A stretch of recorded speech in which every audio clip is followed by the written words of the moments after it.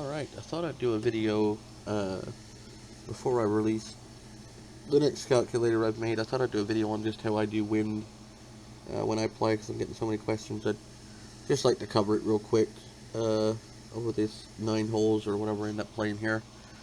This is some free stroke play tournament, so we'll just play the front 9 or half of it or something until you get the gist of how I go about it. So let's start with, I'm going to bring up this clock face here. I'm not sure why it's numbered this way. It's like all messed up. It's 7 o'clock is here, but it doesn't matter. So firstly, let's just draw a straight line right down the middle of the whole thing. So right there. Something like that. So if we had a wind, picture this being the windsock. If we had a wind blowing right at 1 o'clock on this thing, 6 o'clock technically, but 1 o'clock on this clock, that would be 100% of the wind. So let's draw a right angle here. Something like that, right? If we had a pure crosswind, the wind would technically be 0 miles an hour. So you can quarter half these up, half roughly, and then you can do it again down here, half roughly, somewhere there, right? So if the wind is at this angle, it's about half of whatever the wind says. So in this case, it'd be a 7.5 mile an hour wind because it says 15. That's about the 50% point. And we'll just look at that, and you'll see where it comes into play throughout the round here.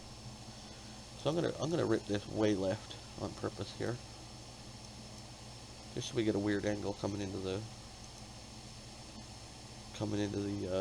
hole here. We don't want it to be a pure.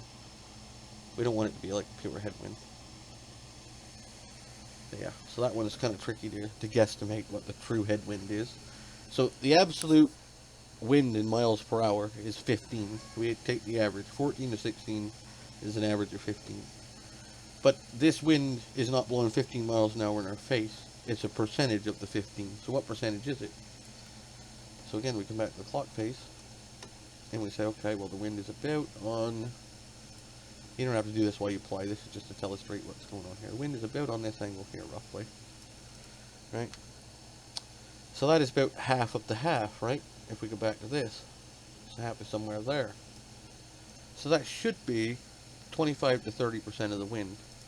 So if we do 15, which is our actual miles an hour wind, not our true wind, times 0.3, we get about 4.5 miles an hour. And that looks right to me. That just looks like about 4.5 miles an hour just looking at it.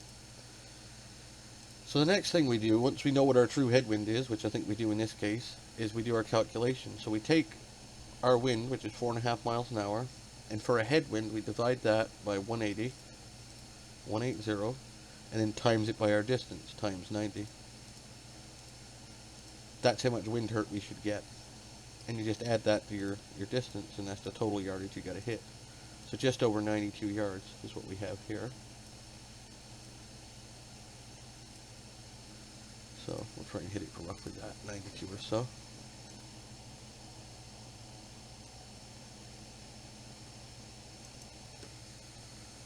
And we'll just see where we end up here. See if it's any good or no good. And it's a little bit short. But it's reasonable. 4 feet, 5 feet is reasonable. Not going to take a lot of time on the pots because I don't care about them.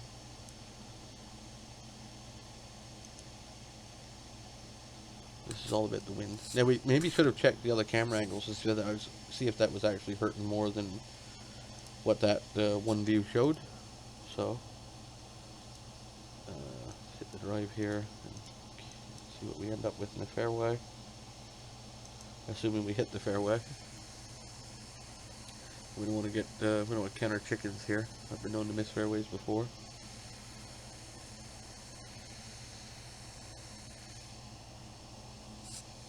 So this one is not quite dead.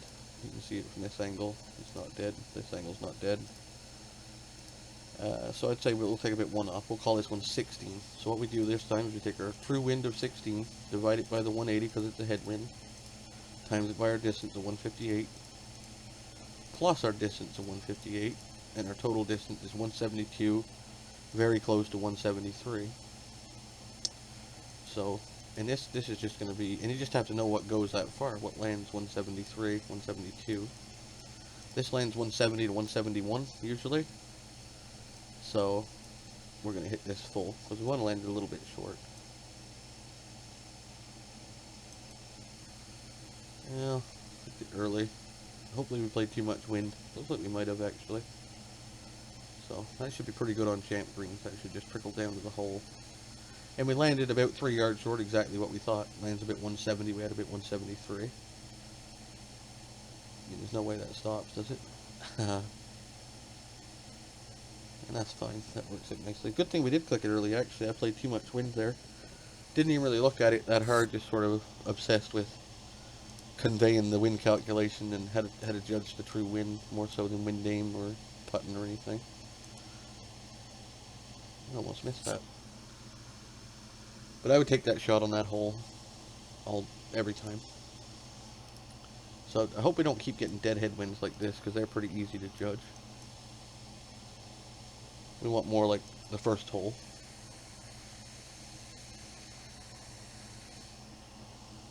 But this will just show how good the calculation actually works, I suppose.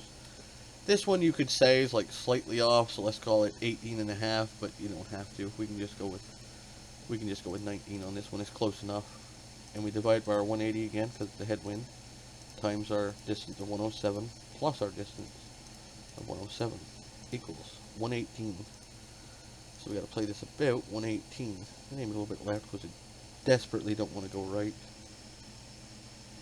And 118 is somewhere in that area. Maybe it should be alright. It should be close enough. We'll aim over there somewhere. Actually go just there. And see what happens. We get early again. Which is fine. We definitely don't want to be late. So we're a little bit short. It was a bad click though. You can't really use clicks like that as examples, I suppose, but you get the idea. So on kind of a butchered ding, we missed it by a good 2 ding lines. We're still within 10 feet. You ding that, you're going to be right next to the hole, I think. So, like I said, I don't want to take much time on the putts, but... Whoops.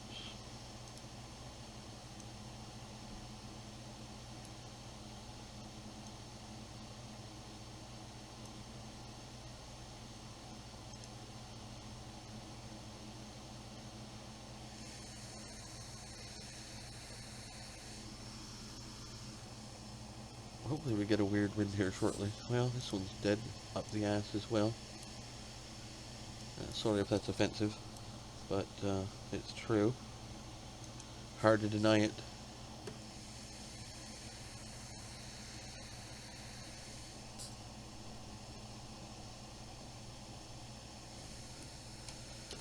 So the calculation changes slightly on a tailwind. We do the same thing, we'll call this one 18. We divide this time not by 180 but by 260. And then we just do the same thing, times our distance. The only difference is this time we minus it from our distance. And we got about 136 to the hole this time. It's actually kind of a tricky yardage to get.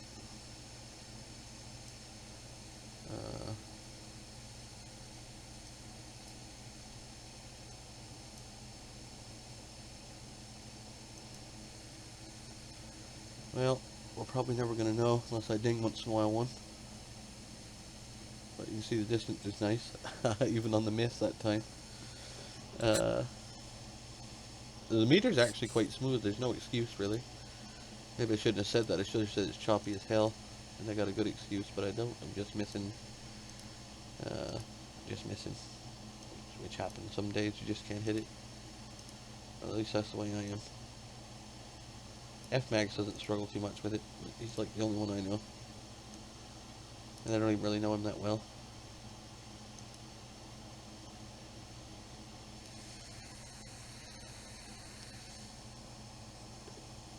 As you can see how easy it is, it's that simple. The ones that get trickier, ones that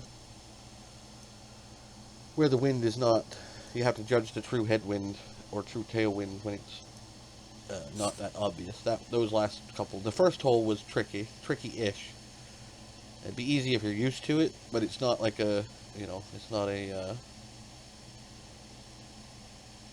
it's not that obvious, I suppose, if you're not used to doing it this way. But I have no idea what I'm going to do here. I think I'm just going to hit it and hope. When in doubt, hit it and hope. Is that good? That's what I'm going to do. Wow.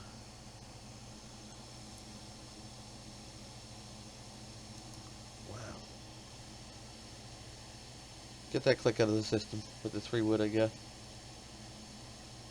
At least it's kind of flat over there. I'm going to have like a 400-foot putt at least.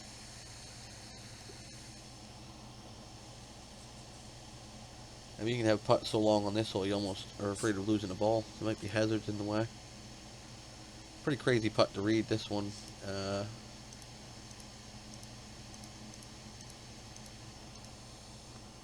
let's see.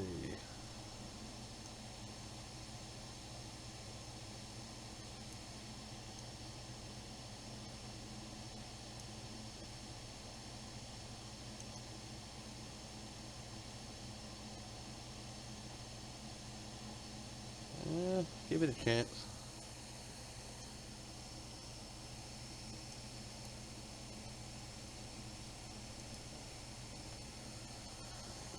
Still looking for the, still looking for that type of wind that's not, still looking for dings as well, but also looking for that wind that's not like really easy. Might have to play all the holes to get one. Ding the driver. That doesn't help us though, does it? I mean, this is going to be pretty basic. Going to be a wedge in with just a pure crosswind. So this one we just call 0 and hit it for whatever it says. Going to be kind of a gross distance, so this is sort of on a downslope, I think. 85. It's not ideal sort of yardage, but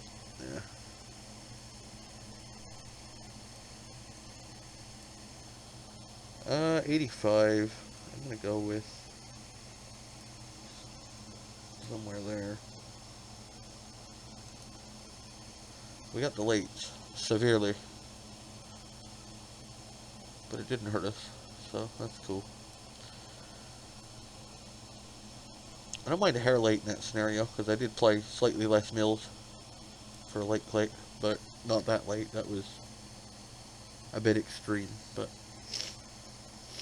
again, it doesn't make up. It's not a big deal. If you leave 7 feet, you just gotta make it. And this is all like pure ding issues. There's nothing to do with anything else but that.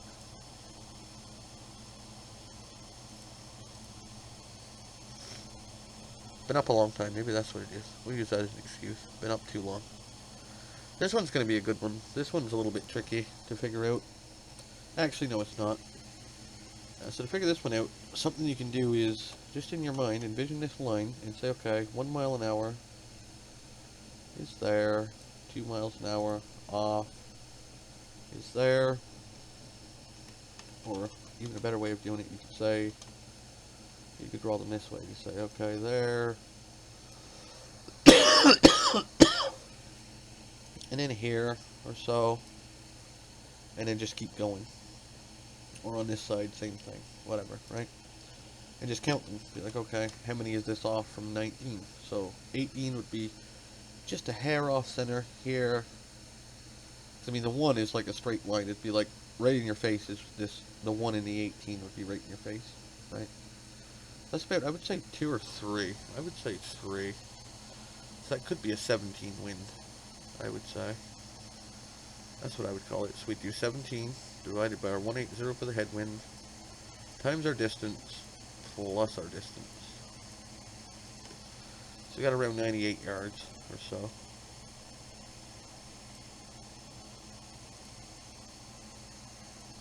And let's see.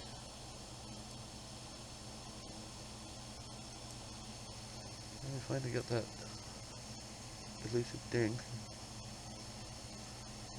And that's not bad. We could live with that.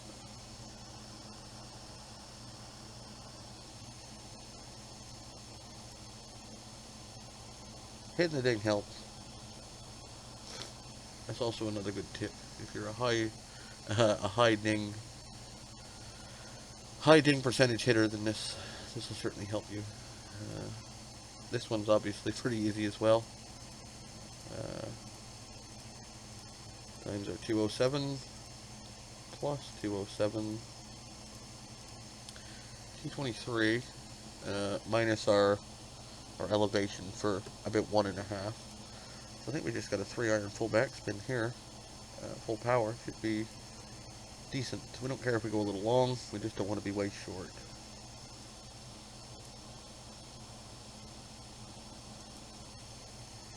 And we'd like to hit a ding with an iron, preferably. That might be short now. If you miss a ding into a headwind, it tends to sometimes come up short, but it was perfect. All we had to do was hit the ding, we had a tapping. But maybe we can make 9 birdies without like hitting only 1 ding on an approach. That'd be kind of interesting. You gotta putt your way out of these situations if you can't ding.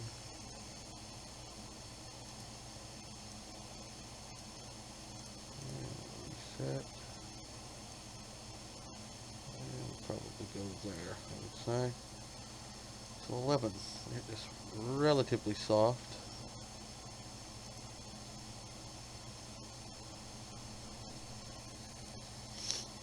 I mean, we're missing dings, but we're getting the yardage right, so we're still having under 15 feet. And if you can putt a little bit, these... this would be a good one. And this goes for irons as well as wedges, so it doesn't matter that we're going to be on a wedge here. Or I hope we're on a wedge, not in the bunker. So the same thing applies, even if it's a punch. The same wind factor applies. So we're going to have a 60 wedge in here. It's a good lesson on how to butcher the ding and still score, though. It's always interesting. This one's a little bit tricky. Now, envision the straight line going down through the windsock. I mean, I would say this is 4 off, so 6. I would say it's about 12, maybe 13. So I'd go 12.5 if I'm unsure. We divide that by our 180 times our distance plus our distance. It's about 57 yards, so we might want to land this somewhere around 58. Just because it's probably going to spin a little bit, right? Too much wind? That looks like a lot of wind from 50 yards. Right.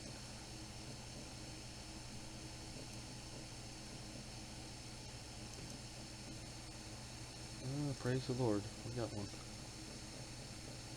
Yeah, we did play it a touch long, and it didn't spin as much as we hoped, but we played it to land about a yard long, and that's roughly what we landed. Maybe a little more than that, but close enough.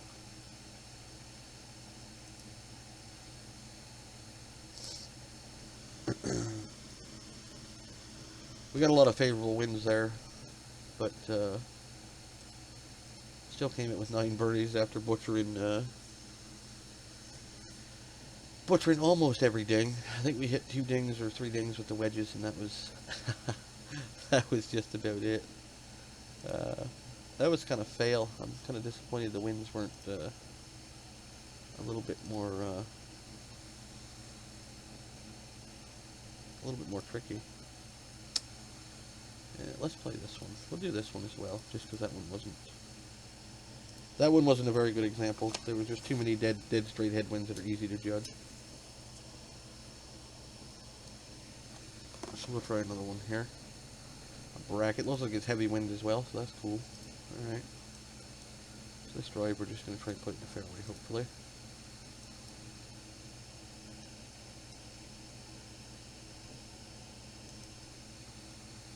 That should be fine.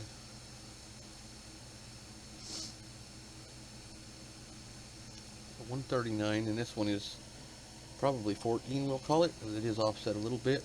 So we take our 14, actually, man, that's barely offset though. Call it 14.5, divided by 260 because it's a tailwind, times our distance of 139, minus our distance of 139. We got about 131. So we'll set the spin to where we think 131 is. And we'll change to the 9-iron. And hopefully, I'm going to turn this off. It's kind of weird. I really like that. It's a bit distracting, I think. We still didn't ding.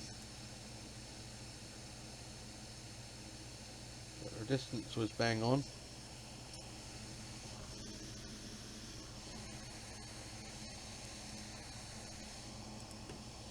We just picture if you could dig how lethal and how close you'd actually be getting to the hole. We'd have literal tap-ins every time so far because the distances have been spot on. Gosh, I hope this thing breaks. Actually, I'm gonna put it there and just smash it. I think hit it like 4.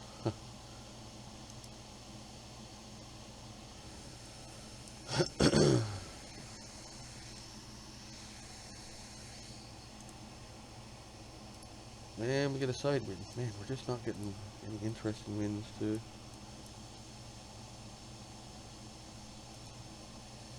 We're definitely getting a lot of missed dings.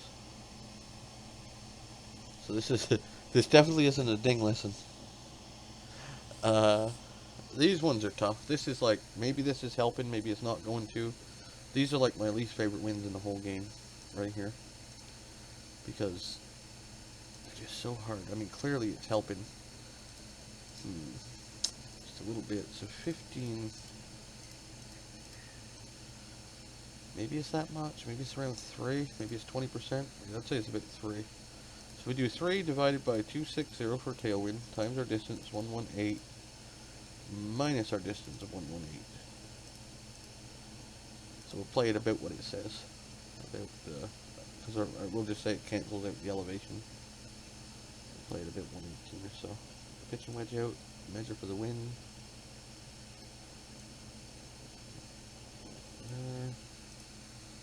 And pray to the baby Jesus that we get one. That's close enough.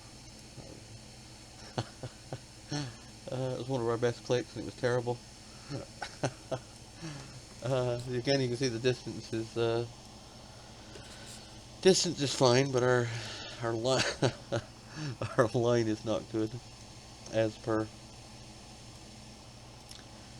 I think people get lucky to hit the ding more than this. Yeah, big look here.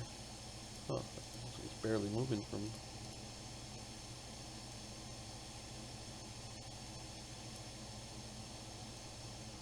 11.6.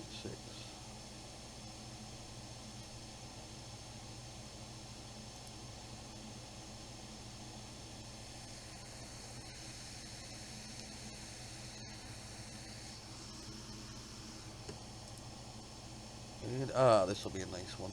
Finally, we got one. Took a few holes, but we got one eventually. Now all we gotta do is miss the fairway and screw it all up, so we don't even get to hit the approach. That would be nice. Yeah, this one is tricky. This one's a tricky one. So that one could be, I would say 25%. So 19 times 0.25.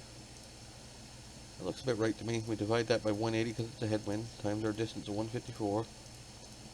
Plus our distance of 154. And I play this one half elevation, so that's actually down, I would say, about 8 or 7 rather. So you can minus 2 off of this, so it's 156. Is what I would say, roughly 155. So I'm gonna hit almost the full 165, not quite full, but very close.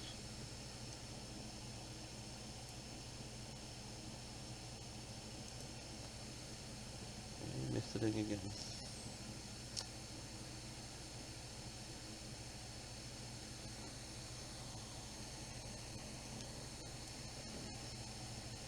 I swear I'm not trying to miss. I think I'm putting too much pressure on it. Next time, let's not talk about it. We're putting the ding on a pedestal. You can't do that. You put the ding on a pedestal, you miss. So we won't even think about the ding on the next hole. We'll just ding it and move on. Hopefully. But we're not going to think about it. Can't put it on a pedestal. That's the #1 rule. The old ding pedestal. You gotta be careful of that.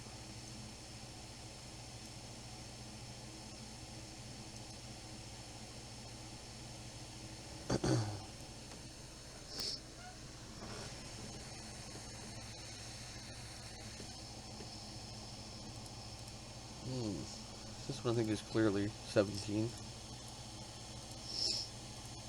And they're just the 188 plus 188. Pole tends to play a touch on the long side as well. And caught 1 pixel and hit the 210. We want to be left on this one. The good putt is left. If you want a straight putt. One over there should be good. Yeah, we're not even going to talk about the ding this time. At least we got closer. See where that ends up. And that one was short. Alright.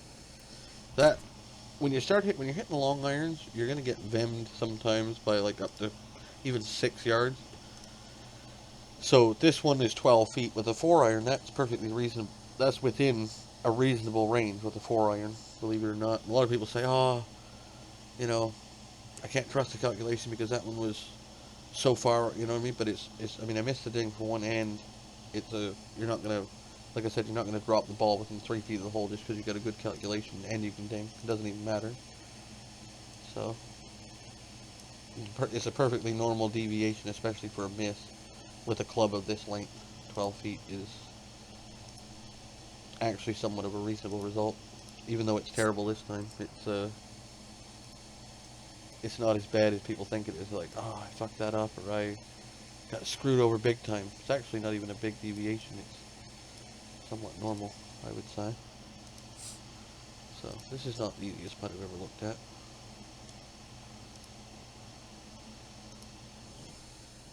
Alright. So a putt like this, if I struggle to sort of get a feel for a putt like this, what I'll do is I'll put the aimer across the hole like this, right in the middle of the hole roughly. Reset the grid and look at it. Reset the grid and look at it and say, okay, where would this putt, if I were to play that dead straight at the hole right here, where do I think that would miss?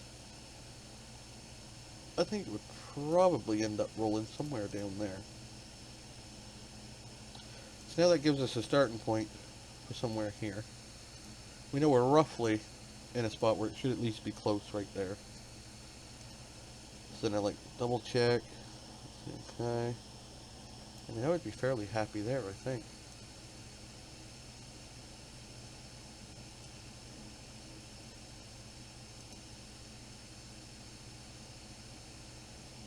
And sometimes they go in.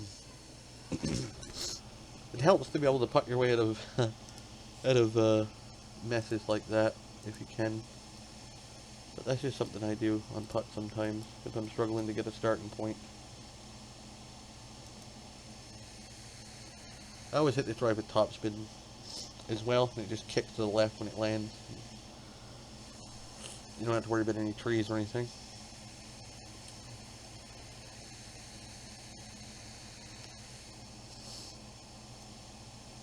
This one I usually play half elevation as well, but somewhere around 111, 112 is what we'll call it. So I don't hit full backspin with the pitching wedge either, like ever. So there and there. I'll take a screenshot of that one. That's a rarity. Yeah, we'll take that.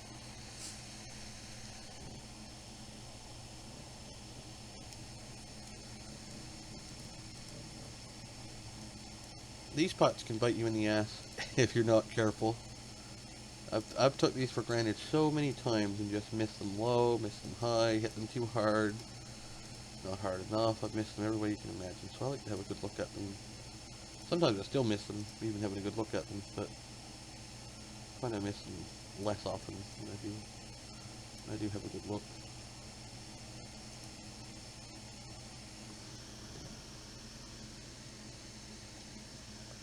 It's so easy to get on sort of a roll and just walk up there and whack that thinking, yeah, it's good enough.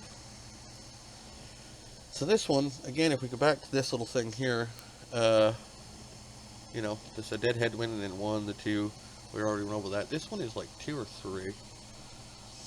17, 16, that one might be 15, actually. So we're going to call it 15. We divide by 180 times our distance of 149 plus, this plays a bit 153, 152. So we got about 165 in total. And our wind aim is somewhere over yonder. About 10.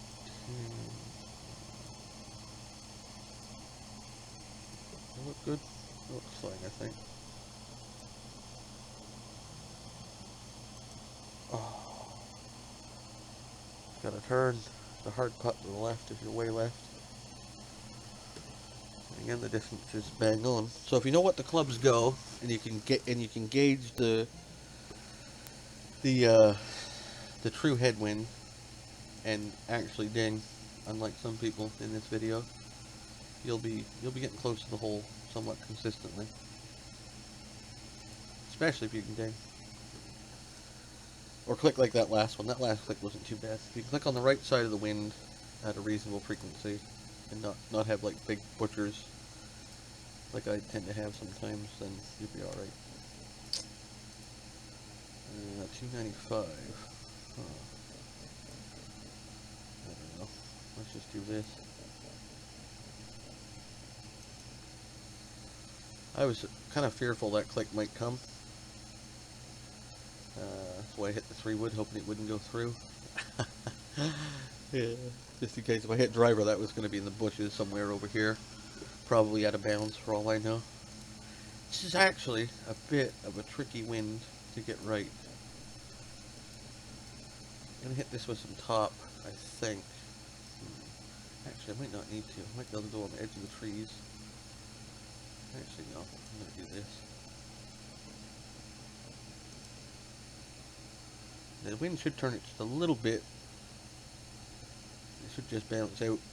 Oh, it was close. Tell you that. Because you don't want to put it in this rough over here, but you also don't want to get behind these trees. That didn't pan out exactly as I expected, but yeah, it's good enough. So this one's interesting as well. We can see here we've definitely got a tailwind. 4.5 miles an hour. Does that look good? Or is it 15 times 0.25? Around 3. I guess we'll call it, I think 4.5 is closer.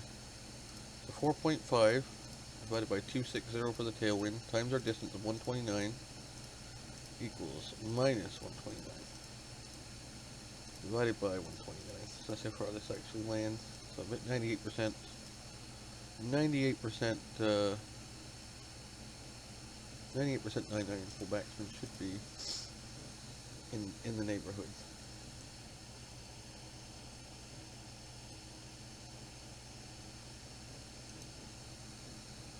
What do you know?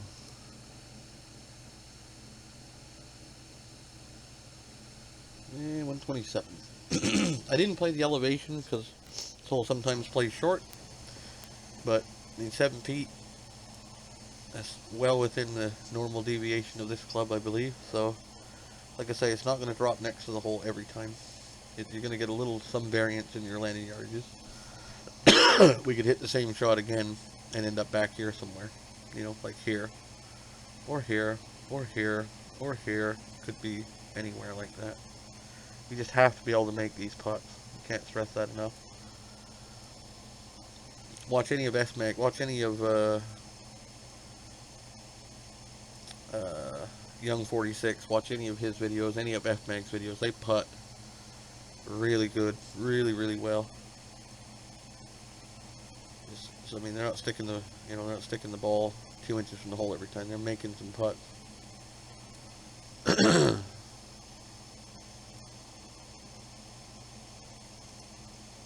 Ones like this, they just, you can't be missing those. They're just too easy.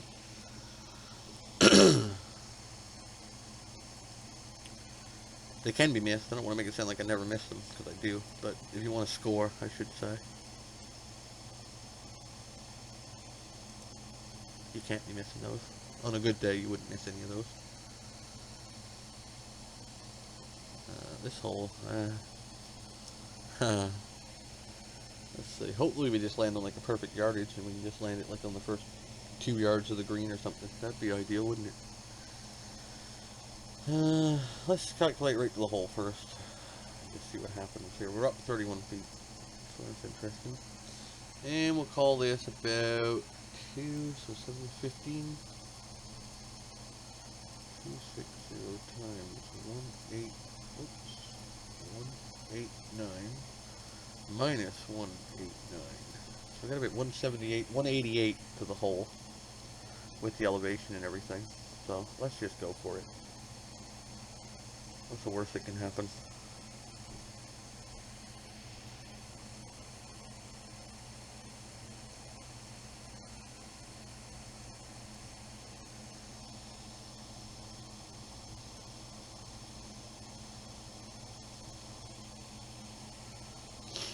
Let's see where that ends up. Oh, there's a little bit left. Oh, stop. Not bad, we'll take that. Too bad we didn't have the wind aim bang on. That would have been kind of interesting to see what would have happened if it would have. A putt like this, again, it's not an easy one, which is kind of obvious, but this one's really going to turn. I mean, that first dot at the club face is just like, it's almost lapping itself, it's going so fast.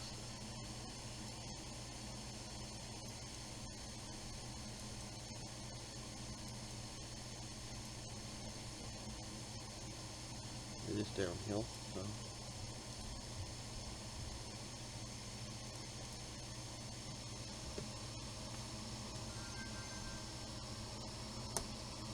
And,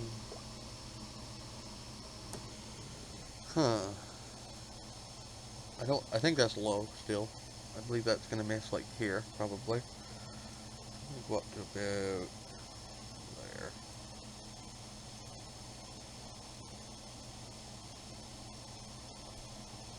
I might even flick this just a hair late.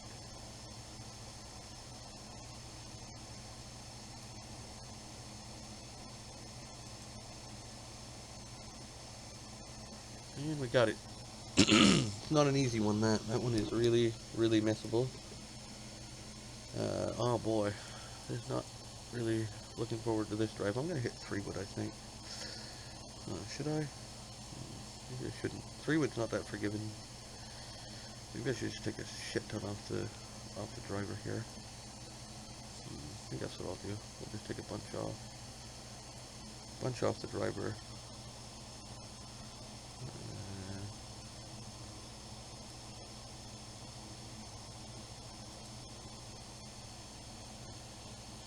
I like the click for that wind. I don't like the click. I take that back. Terrible click. Unfortunately, we got 30-40. That was very lucky. 30-40.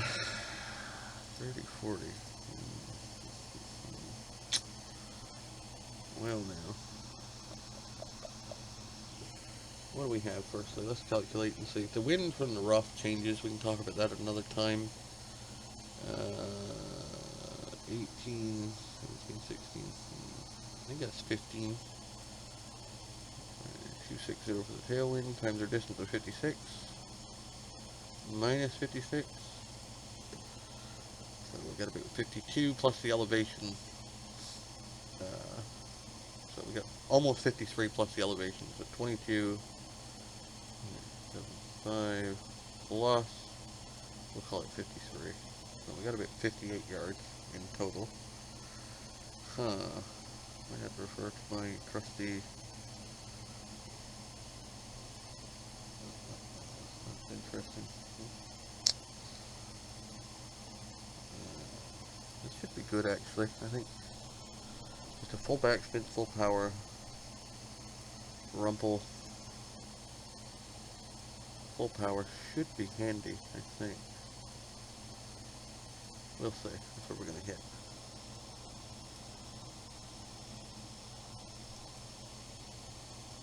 And we'll see where that ends up. It didn't release at all. Thought it might release a little bit. Landing in a big tailwind on an upslope. I thought maybe we would trickle it on to like here, somewhere. I didn't dare to come up from full backspin though. And the question is, do we want to putt this or do we want to pitch this? Because it is on the fringe. The problem with pitching this is the wind could actually move it a little bit. We might have to aim on the edge of the hole if we pitch it. Like, we might have to aim over here somewhere. But it's also a chance that the wind doesn't affect it at all. I think the putt is too good to pass up. I think you have to putt this.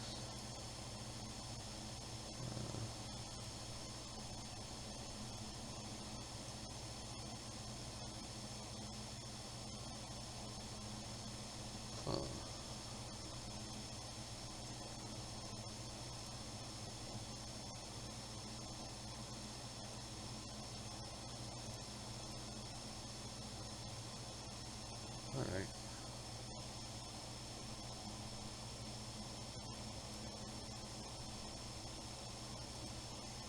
We missed the ding.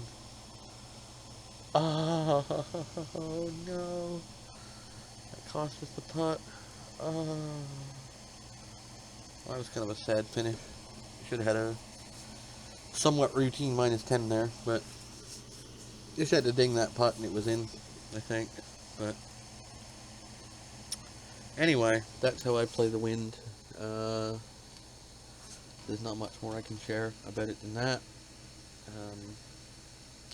Practice your wedges from the rough, I guess, and don't do what I did on 18.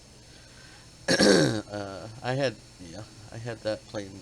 That landed quite. But I said the wind the wind effect plays different out of the rough. If we actually calculate that up, that landed 51. That I actually got no wind help is what happened there. 0. That landed what it would land on like a flat surface, which I didn't expect. But sometimes that happens out of the rough, which I sort of alluded to, that the rough plays different, especially with wedges. But anyhow, we had the putt, we just had to dig it. So let's look at our stats real quick, because I never do that. Driving, we almost hit all the fairways. That last one was a bitch. Approach and chipping. So we got 7.4 feet distance to the pin, when the last hole should have been one we had to like 3 feet or something, in theory, which would have brought our average distance way down. So 7.4 feet clicking, not very good. Imagine what you could do if you were clicking well. Putting, I think we putted well except for that last one. Took 9 putts there. Yeah. Anyway, oh man, really wanted that -10, but I think that's all I got.